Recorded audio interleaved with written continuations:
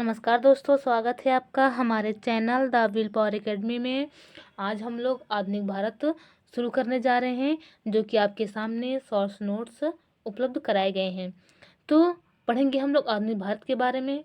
आप लोग जानते होंगे कि किसी भी इतिहास के बारे में हमें जानकारी स्रोतों के माध्यम से ही प्राप्त होती है। तो जैसे आपके सामने कुछ स्रोत लिखे गए हैं: अभिलेखी साक्ष्य यानी कि अभिलेखी सामग्री, जीवन चरित्र, समाचार पत्र, मौखिक साक्ष्य, साहित्य, कला, स्मारक, सिक्के। इन सभी स्रोतों के माध्यम से हमें इतिहास के बारे में जानकारी प्राप्त होती है। इतिहास चाहे कोई भी हो, प्राचीन इतिहास हो, मध्यकालीन इतिहास हो या आधुनिक इतिहास हो, इन सभी इतिहास के बारे में हमें जानकारी स्रोतों के माध्यम से ही प्राप्त होती है। तो हम स्रोत के बारे में अलग से कुछ नहीं पढ़ेंगे, आगे हम टॉपिक पढ़ते चलेंगे और स्रोतों का वहाँ पे जिक्र होता रहेगा। तो आपको स्रोत के बारे में जानकारी प्राप्त होती रहेगी कि किस स्रोत से किसके बारे में हमें जानकारी प्राप्त होती है। तो आधुनिक भारत पढ़ने से पहले सबसे पहले हम एक भूमिका बना लेते हैं। तो बात है 1707 की। 1707 में मुग़ल बादशाह, जिनका आपने नाम सुना होगा, औरंगजेब के बारे में। तो मुग़ल बादशाह औरंगजेब की मृत्यु के बाद मुग़ल साम्राज्य पतन की ओर बढ़ चला। तो मुग़ल साम्राज्य की मृत्यु के बाद औरंगजेब की मृत्यु के बाद मुग़ल साम्राज्य पतन की ओर चल पड़ा, जिससे क्या हुआ कि इसी परिस्थिति का लाभ उठाकर कई जो अधीनस्थ राज्य थे वे स्वयं को स्वतंत्र घोषित करना शुरू कर दिए, और भारत में ऐसा कोई शक्तिशाली राज्य नहीं बचा था जो भारत को एक सूत्र में बांध सके। इसी कारण से भारत में जो प्रारंभिक व्यापारिक एकाधिकार प्राप्त करने के उद्देश्य से जो कंपनियां भारत में आई थी, उन कंपनियों के बीच क्षेत्रीय राज्यों के सहयोग से ही एक चतुर्भुजी संघर्ष प्रारंभ हो गया। तो अंततः क्या हुआ कि इस संघर्ष से ही अंग्रेजों की विजय प्राप्त हुई और कालांतर में ब्रिटिश ईस्ट इंडिया कंपनी ने भारतीय राज्यों को जीत लिया और भारत में अपने उपनिवेश की स्थापना की। तो आगे हम पढ़ेंगे कि जो ये कंपनियां भारत में अपने उपनिवेश स्थापित की, कैसे और क्यों की। ठीक है, तो पढ़ेंगे हम लोग यूरोपीय कंपनियों का आगमन। तो भारत में यूरोपीय कंपनियों का आगमन कोई आकस्मिक घटना नहीं थी। तो भारत में जो कंपनियां आ रही थी, जो उनका आगमन हो रहा था, ये कोई आकस्मिक घटना नहीं थी। यूरोप के साथ जो भारत के व्यापारिक संबंध थे बहुत पुराने थे। ठीक है, यानी कि यूनानियों के समय से इनका जो व्यापारिक संबंध था ये होता चला आ रहा था।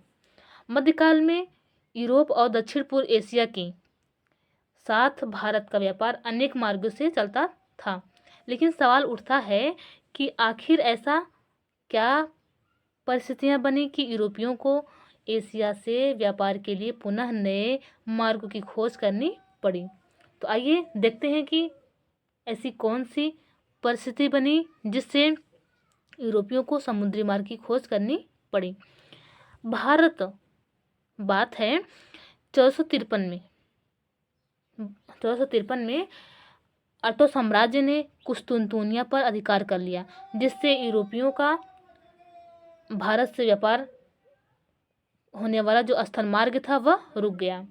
तो क्या हुआ कि जब 1453 में उस्मानिया सल्तनत ने यानी कि ऑटोमन साम्राज्य ने एशिया माइनर, जिसे टर्की बोलते हैं, उस पर जब अधिकार कर लिया, तो पूर्व और पश्चिम के बीच जो पुराने व्यापारिक मार्ग थे उस मार्गों पर तुर्कों का नियंत्रण आ गया।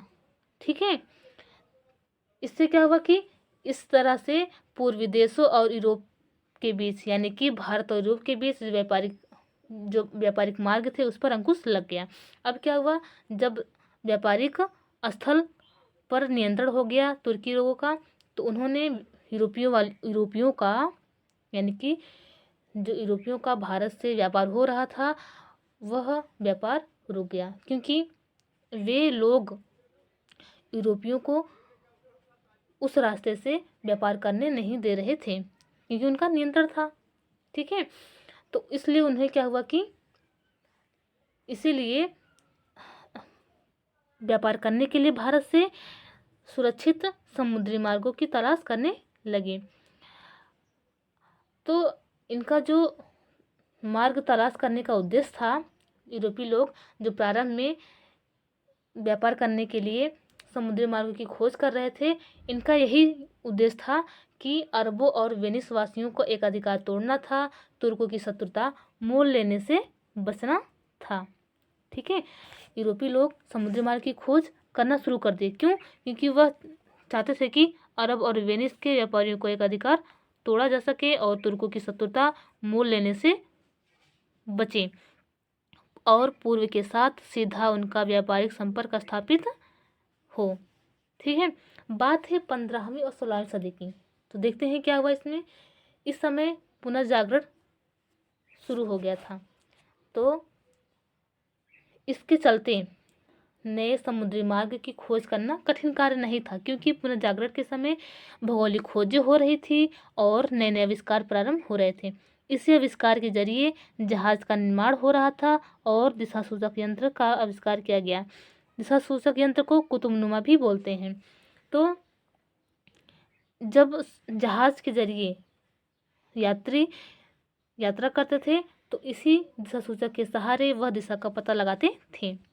ठीक है, तो देखते हैं कि सबसे पहले पुर्तगाली और स्पेन ने समुद्र यात्राएं प्रारंभ की थी। याद रखेंगे कि सबसे पहले समुद्र यात्राएं किसने प्रारंभ की? पुर्तगाली और स्पेन के यात्रियों ने।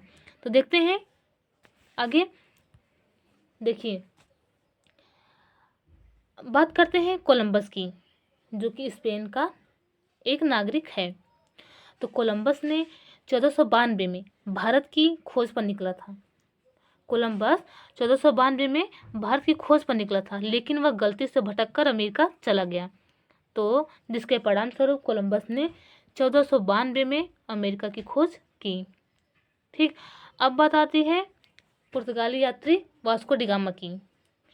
तो 1498 में पुर्तगाल के नाविक, जिनका नाम है वास्को डी गामा, इसने एक नया समुद्री मार्ग खोजा, जिससे वह केप ऑफ गुड होप, जिसे आशा अंतरिक्ष या उत्तम आशा अंतरिक्ष भी कहते हैं, इसका चक्कर काटते हुए भारत के कालीकट पर पहुंच गया। ठीक है, लेकिन आप लोग याद रखेंगे कि आशा अंतरिक्ष की खोज यानी कि केप ऑफ गुड होप की खोज बार्थोलोमो डियाज के द्वारा हुई थी 1487 में। तो बार्थोलोमो डियाज ने 1487 में ही आशा अंतरिक्ष की खोज कर ली थी।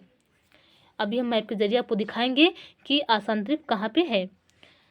तो क्या हुआ कि वास्को डी गामा इसी केप ऑफ गुड होप से होता हुआ भारत के वर्तमान जो केरल राज्य है वहाँ पे स्थित कालीकट पर पहुँचा। और वहाँ पे पहुँचा कैसे? पहले वह आशा अंतरिक्ष पे गया और वहाँ पर जाने के बाद उसने एक व्यक्ति, जिनका नाम है अब्दुल मजीद, उसकी सहायता से वह जमोरिन के दरबार में गया। यानी कि वास्को डी गामा की सहायता अब्दुल मजीद नामक व्यक्ति ने की, जो उसे राजा जमोरिन एक उपाधि है, तो उसके दरबार में ले गया। इस तरह से पुर्तगाली यात्री वास्को डी गामा भारत पहुंच गया, जिसके परिणाम स्वरूप उसने यूरोप से होते हुए समुद्री मार्ग की खोज की। यूरोप से होते हुए भारत पहुंचने वाले जो समुद्री मार्ग की खोज की। ठीक है, तो आइए हम आपको पहले यहाँ पे मैप दिखा देते हैं कि कैसे पुर्तगाली यात्री यूरोप से होते हुए भारत पहुंचा। तो देखिए, यहाँ से पुर्तगाली चलते थे, यहाँ से होते हुए केप ऑफ गुड होप पर आए, जो कि यहाँ का जो खोज था आसंतरित की खोज बार्थोलोमो डियाज द्वारा पहले से हो चुकी थी 1487 में ही। लेकिन जो पुर्तगाली यात्री वास्को डी गामा है वह 1498 में आता है। तो केप ऑफ गुड होप की खोज कब हुई? 1487 में। ठीक है, और पुर्तगाली यात्री वास्को डी गामा कब यहाँ पे पहुँचा है? 1498 में। तो वह इस रास्ते से होता हुआ केप ऑफ गुड होप आया और यहाँ से अब्दुल मजीद की सहायता से वह कालीकट पहुँचा जमोरिन के दरबार में।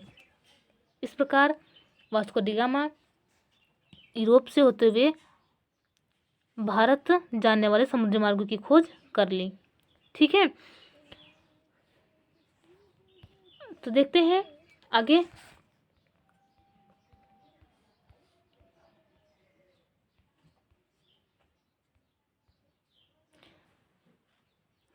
तो वास्को डी गामा भारत 2 बार आया। पहली बार 1498 में, जो कि समुद्री मार्ग की खोज की थी उस समय। उसके बाद फिर आया 1502 में। तो जब वास्को डी गामा भारत आया तो यहाँ से सामान खरीदकर अपने जहाज़ पर लाद कर ले गया। जब वह सामान यूरोप ले गया और वहाँ पर बेचा तो वह भारतीय सामान के 60 गुने दाम पर बेचा, जिससे क्या हुआ, उसको बहुत बड़ा मुनाफा प्राप्त हुआ। इसी के चलते, इसी परिणाम स्वरूप क्या हुआ कि जो इस लाभकारी घटना जो हुई, इससे पुर्तगाली व्यापारियों को भारत आने के लिए आकर्षित किया। तो यही कारण था कि जो पुर्तगाली व्यापारी थे उनको भारत आने के लिए आकर्षित किया। ठीक है, तो हम पढ़ेंगे पुर्तगाली के बारे में। ठीक है, तो एक कंपनी है एस्टाडो द इंडिया, यह पुर्तगाली की कंपनी है एस्टाडो द इंडिया।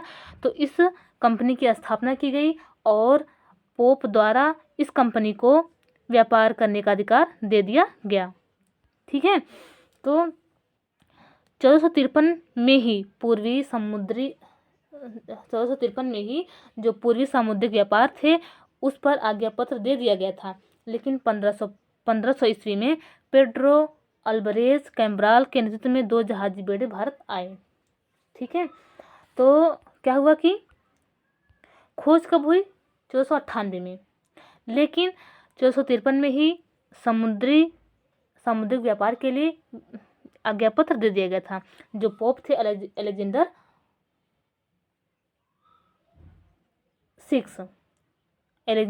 6, तो वास्तव में पोप के द्वारा 1453 में समुद्री व्यापार के लिए आज्ञा पत्र दे दिया गया था, जबकि 1498 में वास्को डी गामा द्वारा समुद्री मार्ग की खोज की। अब क्या हुआ उसके बाद 1500 ईस्वी में पेट्रो अल्बरेज कैम्ब्राल के नेतृत्व में 2 जहाजी बेड़े भारत आए। ठीक, उसके बाद क्या हुआ कि फिर 1502 में वास्को डी गामा आता है भारत। उसके बाद क्या होता है, पुर्तगालियों का भारत में निरंतर आगमन होता रहता है। ठीक है, इसके बाद से ही पुर्तगालियों का भारत में निरंतर आगमन प्रारंभ हुआ। पुर्तगालियों की पहली फैक्ट्री कालीकट में स्थापित की गई। जमोरिन ने कालीकट में फैक्ट्री लगाने की अनुमति दे दी थी, लेकिन बाद में उसे बंद करा दिया गया। क्यों? क्योंकि जो अरब व्यापारी थे, जो भारत के साथ व्यापार हो रहे थे, वह नाराज हुए। ठीक, आगे कोचीन में 1503 में अपनी पहली फैक्ट्री स्थापित करते हैं। पुर्तगाली कोचीन में 1503 में अपनी पहली फैक्ट्री स्थापित करते हैं। उसके बाद कन्नूर, जिसको कोक भी कहते हैं, तो 1505 में दूसरी फैक्ट्री लगाई। पहली फैक्ट्री कहाँ लगी? 1503 में कोचीन में, दूसरी फैक्ट्री कन्नूर में 1505 में। तो ये सन आप याद रखेंगे। इसके बाद हम पढ़ते हैं फ्रांसिस्को डी अल्मीडा के बारे में। फ्रांसिस्को डी अल्मीडा, जिनका काल है 1505 से 1509। यह पहला पुर्तगाली वायसराय था। इसे पहला पुर्तगाली वायसराय माना जाता है, फ्रांसिस्को डी अल्मीडा को। इसने क्या किया? इसने ब्लू वाटर पॉलिसी चलाया, जिसे शांत जल नीति कहते हैं। और क्या हुआ, और इसने क्या किया? इसने 1508 में चौल के युद्ध में गुजरात के शासक से संभवतः परास्त हुआ। तो अल्मीडा 1508 में चौल के युद्ध में गुजरात के शासक से पराजित हो गया, किंतु 1509 में उसने महमूद बेगड़ा, मिस्र तथा तुर्की शासकों के समुद्री बेड़ों को पराजित किया। 1508 में चौल के युद्ध में तो हार गया, लेकिन 1509 में अल्मीडा जीत गया। ठीक, तो किस किस से एक ग्रुप था? गुजरात, टर्की, मिस्र, ये तीनों सेना एक साथ थी और अल्मीडा अकेले था, जिसके परिणाम स्वरूप भी यह जीत गया। ठीक, अब हम बात करेंगे अल्फांसो डी अल्बुकर्क के बारे में। इनका जो काल है 1509 से 1515 तक, जो कि अल्मीडा का काल क्या था 1505 से 1509 तक, 9 से 15 तक अल्बुकर्क आते हैं। तो इसे पुर्तगाली सत्ता का वास्तविक संस्थापक माना जाता है। अल्बुकर्क को पुर्तगाली सत्ता का वास्तविक संस्थापक माना जाता है। ठीक, इसने क्या किया, इसने जो अल्मीडा की ब्लू वाटर पॉलिसी थी उसको बंद करवा दिया। अल्बुकर्क ने अल्मीडा की जो ब्लू वाटर पॉलिसी थी उसको बंद कराया और 1510 में उसने बीजापुर के शासक, जिनका नाम है यूसुफ आदिल शाह, उससे गोवा छीन लिया और यहीं से पुर्तगाली साम्राज्य की नींव पड़ी। यहीं से ही पुर्तगाली साम्राज्य की नींव पड़ी। अल्बुकर्क को भारत में पुर्तगाली साम्राज्य का वास्तविक संस्थापक माना जाता है, ये तो आपने जान लिया। और क्या पढ़ेंगे हम लोग कि यहाँ से 1510 में तो बीजापुर के शासक से गोवा छीन लिया। उसके बाद क्या हुआ, 1530 में पुर्तगाली राजधानी बनी। तो आगे हम पढ़ेंगे कि पुर्तगाली राजधानी किसने बनाई, अल्बुकर्क ने बनाई है। नीनो डी कुन्हा ने 1530 में पुर्तगालियों की राजधानी बनाया था। आगे हम पढ़ेंगे। तो हम पढ़ रहे हैं अल्बुकर्क के बारे में। इसने क्या किया, इसने ब्लू वाटर पॉलिसी को समाप्त किया और विजयनगर के जो शासक हैं कृष्णदेव राय, उन्होंने पुर्तगालियों से मित्रता की और भटकल भी दिया। तो क्या हुआ, अल्बुकर्क को विजयनगर के शासक कृष्णदेव राय ने पुर्तगालियों से मित्रता की और भटकल में दुर्ग बनाने की इजाज़त भी दी। और इसके अलावा अल्बुकर्क ने पुर्तगालियों को भारतीय स्त्रियों से विवाह करने के लिए भी प्रोत्साहित किया। ठीक, आगे हम पढ़ेंगे नीनो डी कुन्हा के बारे में। इनका जो काल है 1529 से 1538 तक, तो ये काल भी आप याद रखेंगे। अल्बुकर्क का क्या था 1509 से 1515 तक। ठीक, उसके बाद नीनो डी कुन्हा का जो काल है वो 1529 से 1538 तक। तो जो जो इम्पोर्टेंट है उसी को हम लोग पढ़ रहे हैं। तो इनके बारे में पढ़ते हैं, नीनो डी कुन्हा के बारे में। अल्बुकर्क के बाद सबसे महत्वपूर्ण वायसराय नीनो डी कुन्हा ही बना। ठीक है, यह 1530 में कोचीन की जगह गोवा को पुर्तगालियों की राजधानी बनाया।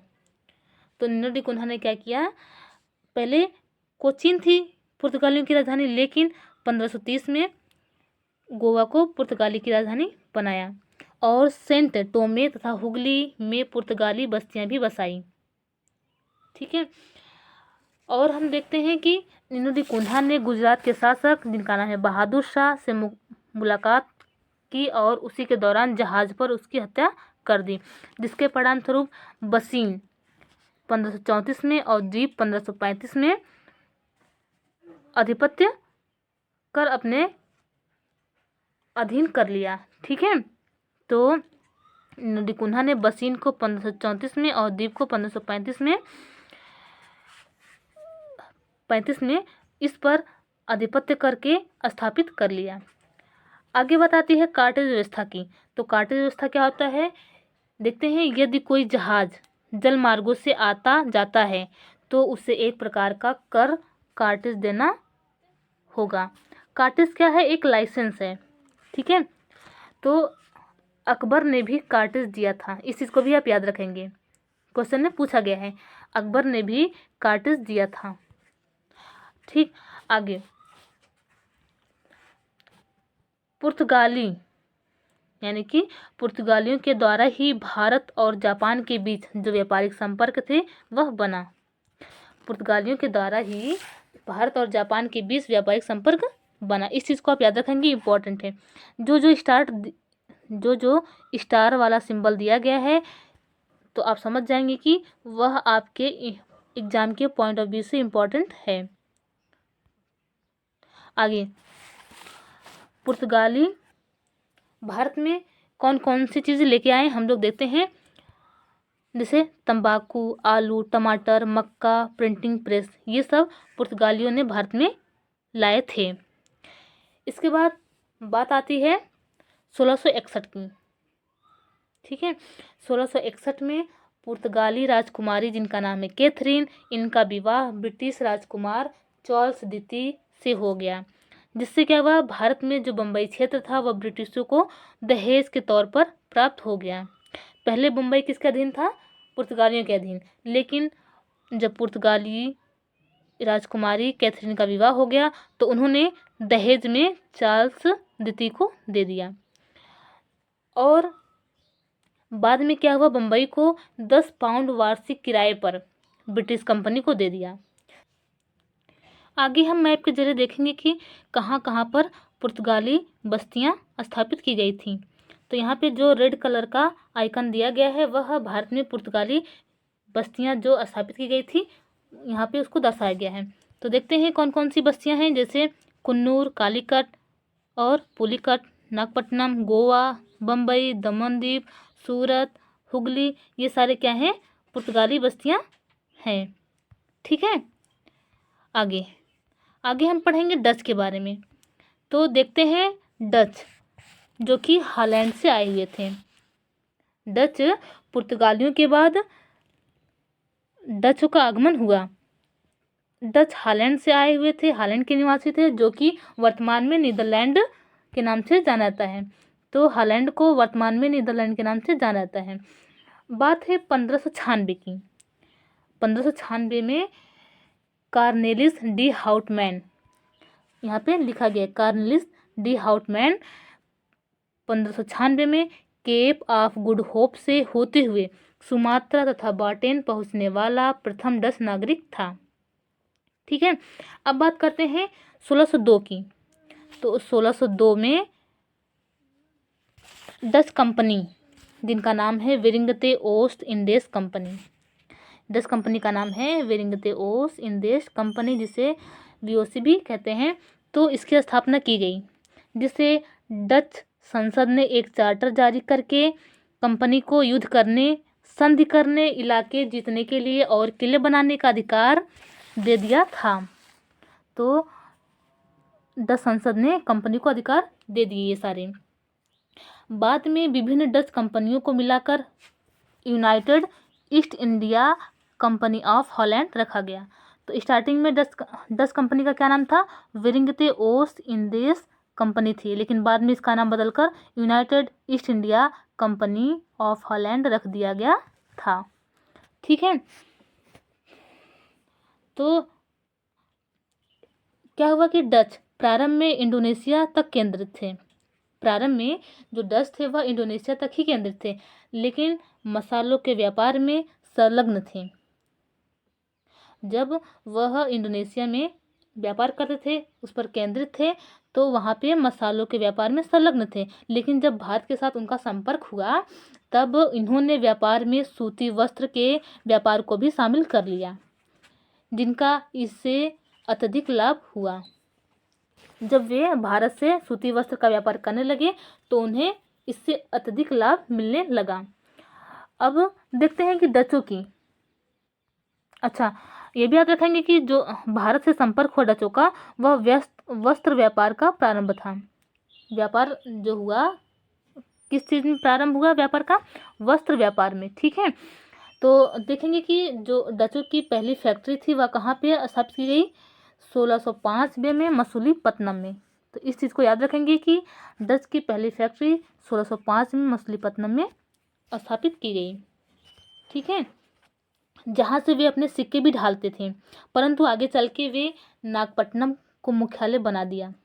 ठीक, अब बताती है 1619 की। तो डचों ने 1619 में जकार्ता को जीतकर बटेविया नामक नगर की स्थापना की। ठीक है, तो 1619 में जकार्ता जीतकर बटेविया शहर बसाया। और क्या हुआ कि वे जीता, और क्या किए वे? 1641 में मलक्का जीता। 1658 में पुर्तगालियों से श्रीलंका को जीतकर अपने कब्जे में भी ले लिया। ठीक, उसके बाद यहाँ पे देखो दिया भी गया है, डचों ने पुर्तगालियों से श्रीलंका छीन लिया। लेकिन कब छीना? 1641 में। यहाँ पे सन तो नहीं लिखा गया है, लेकिन हाँ जितना इम्पोर्टेंट है इसमें सारे टॉपिक्स उपलब्ध कराए गए हैं। ठीक है, तो डचों ने पुर्तगालियों से श्रीलंका भी छीन लिया था। उसके बाद यहाँ पे कुछ डच बस्तियाँ दिखाई लिखी गई हैं, यानी कि दर्शाई गई हैं, जैसे पुलिकट, सूरत, कराईकल, चिंसुरा, कासिम बाजार, बड़ा नगर, नागपट्टनम। तो ये सारे क्या हैं, व्यापारिक कोठियाँ हैं। तो भारत में उनकी कुछ महत्वपूर्ण फैक्ट्रियाँ जैसे पुलिकट, सूरत, क्या है, कारिकल और चिंसुरा, कासिम बाजार, बड़ा नगर, पटना, बालसोर, नागपट्टनम, कोचीन आदि थी। डचों का जो अधिकांश व्यापारिक फैक्ट्रियाँ थी वह पूर्वी तट पर था, क्योंकि ये इंडोनेशिया से जुड़े थे। तो आपने भी देखा कि उनका जो प्रारंभिक केंद्र था वह इंडोनेशिया ही था। तो इसलिए उन्होंने जितनी भी फैक्ट्रियाँ स्थापित की, खोली, वह पूर्वी तट में थी, क्योंकि इंडोनेशिया से भी जुड़े हुए थे, जिससे उनको आने जाने में आसानी हो। डचों द्वारा भारत से नील, सोरा और सूती वस्त्र का निर्यात किया था। ठीक है, तो निर्यात वाली वस्तुएं कौन कौन सी हैं? नील, सोरा और सूती वस्त्र। ठीक, आगे डचों की व्यापारिक व्यवस्था का उल्लेख 1722 के दस्तावेजों में मिलता है। डचों की व्यापारिक व्यवस्था का उल्लेख 1722 के दस्तावेजों में मिलता है। यह कार्टेल पर आधारित व्यवस्था थी। इसमें तो नहीं लिखा गया, लेकिन हम आपको बता दे रहे हैं कि जो डचों का व्यापारिक व्यवस्था का उल्लेख है वह 1722 के दस्तावेजों में मिलता है। ठीक है, और डच कंपनी का नियंत्रण सीधे डच सरकार के हाथ में था, जिससे परिणाम स्वरूप क्या हुआ, कंपनी अपनी इच्छा अनुसार विस्तार नहीं कर सकती थी, जो कंपनी के पतन का प्रमुख कारण भी बनी। इसके अलावा और सारे कारण हैं, जैसे आप देख सकते हैं, नौसेना अंग्रेजों के मुकाबले कमजोर। जो डच कंपनी थी उसकी नौसेना अंग्रेजों के मुकाबले कमजोर थी, और डच कंपनी पर सरकारी नियंत्रण भी था। दक्षिण पूर्व एशिया पर ज़्यादा ध्यान केंद्रित था। ठीक है, इन सब की वजह से डचों का क्या हुआ, डच का पतन हो गया। ठीक, और भारत में डचों की जो अंतिम पराजय हुई वो भी देख लेते हैं। 1759 में वेदरा के युद्ध में हुई, जिसमें डच हार गए और अंग्रेज जीत गए। ठीक, तो आगे हम देख लेते हैं कि डचों की जो व्यापारिक बस्तियां स्थापित की गई थी वह कहाँ कहाँ पर स्थित थी। तो देखते हैं, भारत में डच बस्तियां, जो ये नीले रंग का सिंबल दिया गया है वह डच बस्तियों के बारे में यहाँ दर्शाया गया है। तो देखते हैं, जैसे कोचीन और सूरत भी था। इसके अलावा मछलीपट्टनम, बालासोर, बारानगर और कासिम बाजार, ये सारे डच बस्तियां थी, यहाँ पे इस मैप में दर्शाया गया है। ठीक है, तो आगे हम पढ़ेंगे अंग्रेजों के आगमन के बारे में। अंग्रेजों का आगमन भारत कैसे हुआ, यानी कि ईस्ट इंडिया कंपनी के बारे में। तो इसके बारे में हम कल पढ़ेंगे। आज के लिए बस हम अपना यही टॉपिक समाप्त करते हैं। कल हम पढ़ेंगे, यानी कि अगले वीडियो में हम पढ़ेंगे ईस्ट इंडिया कंपनी के बारे में। तो मुझे उम्मीद है कि मैंने आज जितना पढ़ाया है आपको समझ में आया होगा। तो अगर आपको यह वीडियो अच्छी लगी हो तो वीडियो को सपोर्ट करें, सब्सक्राइब करें, शेयर करें और बेल आइकन को प्रेस करें, ताकि जब हम अपना अगला वीडियो अपलोड करें तो उसका नोटिफिकेशन आपको मिलता रहे। पूरा वीडियो देखने के लिए धन्यवाद। तो आज के लिए बस इतना ही, मिलते हैं आपसे जल्द ही।